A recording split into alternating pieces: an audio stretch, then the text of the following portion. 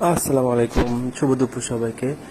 কাকরোল দিয়ে হচ্ছে আলু ভাজি করব। এটা অনেকেই অনেকভাবে করে থাকে, কিন্তু আমি আমার মতো করে করতেছিলাম। প্রথমে হচ্ছে একটা শুকনো মরিচ দিয়ে, তারপরে হচ্ছে জিরা ফোড়ন দিয়ে দিয়েছিলাম। এরপরে হচ্ছে কাঁচা পেঁয়াজ মরিচ দিয়ে দিলাম। এরপরে এটাকে আমি এভাবে কেটেছিলাম, এরপর এটাকে দিয়ে দিলাম। এটা খুবই স্বাস্থ্যকর এবং অল্প সময়ের মধ্যে রান্না করা যায়। সো ইদানিং এগুলোর দিকে একটু ফোকাস করতেছি, যেগুলো হচ্ছে খাইলে ভালো থাকবে মানুষ। জাস্ট লবণ, হলুদ, মরিচ, পেঁয়াজ আর হচ্ছে একটু তেলটা স্বাস্থ্যকর হলেও দিতেই হবে, উপায় নাই। এরপর হলো হলুদ দিয়ে হচ্ছে লবণ দিয়ে এটাকে ভালোভাবে মিক্সিং করে হালকা আছে কিছুক্ষণ রেখে দিলে হচ্ছে রান্না রেডি। বেশ কিছুক্ষণ হচ্ছে আমি রেখে দিয়েছিলাম। এখান থেকে পানি চলে আসছে, আর এক্সট্রা কোনো পানি অ্যাড করতে হবে না।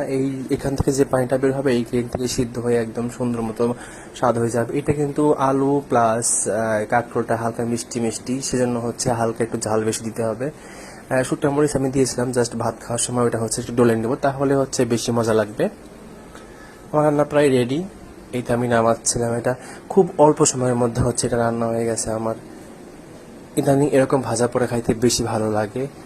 এটা অনেক টেস্টি ছিল।